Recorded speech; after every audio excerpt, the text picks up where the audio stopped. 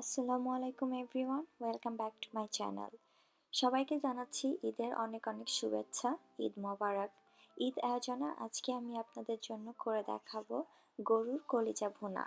আশা করি আমার রেসিপিটি আপনাদের ভালো লাগবে। ভিডিওটি ভালো লাগলে আমার চ্যানেলটিকে সাবস্ক্রাইব করবেন এবং আপনার ফ্রেন্ডস এবং ফ্যামিলির সঙ্গে শেয়ার করবেন। তবে চলুন শুরু করা যাক। এখানে আমি আধা কেজি গরুর কলিজাকে একটু বড় করে কেটে নিয়েছি এবং এগুলাকে খুব ভালোভাবে ধুয়ে পরিষ্কার করে নিয়েছি। আপনারা চাইলে এই একই রেসিপিতে খাসির কলিজাও রান্না করতে পারবেন। এখন কলিজাগুলাকে আমি সিদ্ধ করে নিব, এই জন্য এগুলাকে আমি একটি কড়াইতে নিয়ে নিয়েছি আর তাতে এখন অ্যাড করে দিব কিছু গরম পানি এবং নেড়ে চেড়ে 6 থেকে 7 মিনিটের জন্য কলিজাগুলাকে একটু সিদ্ধ করে নিব। এতে করে কলিজার মধ্যে যে ময়লাগুলো আছে এগুলো বের হয়ে যাবে। তবে খুব বেশিক্ষণ জাল করবেন না, এতে করে কলিজাটা রান্না করলে অনেক শক্ত হয়ে যাবে। জাল করা হয়ে গেলে এগুলাকে আমি আবারও পানি বদলে বেশ কয়েকবার ধুয়ে নিব। জাল করার পর আমি কলিজাগুলাকে খুব ভালোভাবে আবারও ধুয়ে পানি ঝরিয়ে নিয়েছি। এখন কলিজাগুলাকে আমি একটু ছোট ছোট টুকরা করে কেটে নিব।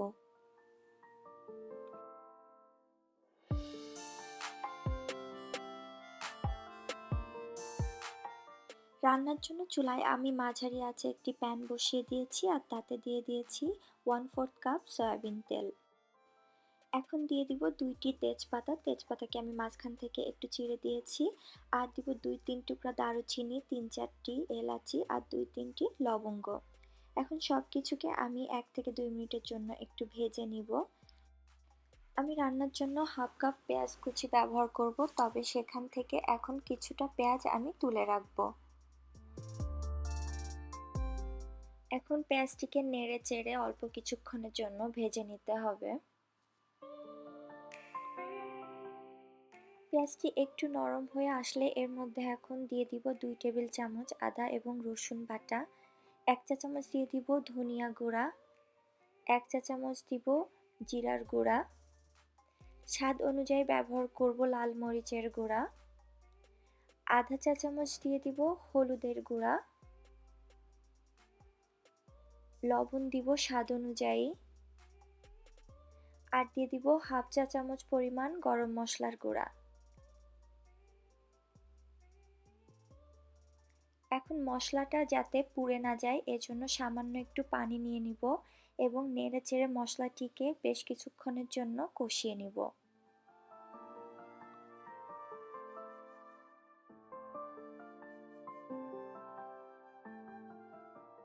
মশলাটিকে আমি খুব ভালোভাবে কষিয়ে নিয়েছি।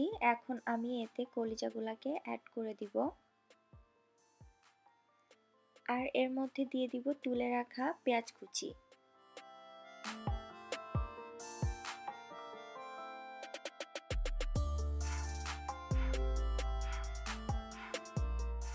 মশলার সঙ্গে এখন কলিজাগুলাকে খুব ভালোভাবে আমি মিশিয়ে নিব। আমি প্রায় 7-8 মিনিট ধরে কলিজাটাকে নেড়ে চেড়ে ভালোভাবে কষিয়ে নিয়েছি। ভাবে কষিয়ে নেওয়ার পর এখন আমি এতে আধা কাপ পরিমাণ পানি অ্যাড করে দিচ্ছি। কলিজা সিদ্ধ হতে আসলে বেশিক্ষণ লাগে না, আর কলিজাটাকে আমি যেহেতু ভুনা ভুনা রাখবো এজন্য এখানে খুব বেশি পানিরও প্রয়োজন নাই। এখন একটি ঢাকনা দিয়ে ঢেকে দিব আর প্রায় 15 থেকে 20 মিনিটের মতো কলিজাটিকে রান্না করে নেব।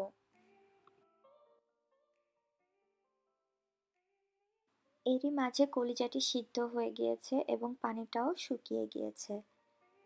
এখন আমি এতে আধা চা চামচ পরিমাণ টালা জিরার গুঁড়া দিয়ে দিব।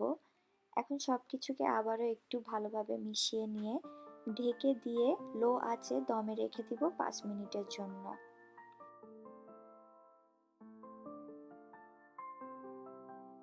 তৈরি হয়ে গেল গরুর কলিজা ভুনা। টালা জিরার গুঁড়া দেওয়ার কারণে কিন্তু তরকারি থেকে খুব সুন্দর একটি গন্ধ বের হচ্ছে। আশা করি আমার আজকের ভিডিওটি আপনাদের ভালো লেগেছে। আবারও সবাইকে ঈদের অনেক অনেক শুভেচ্ছা জানাচ্ছি। সবাই ভালো থাকবেন। আল্লাহ হাফিজ।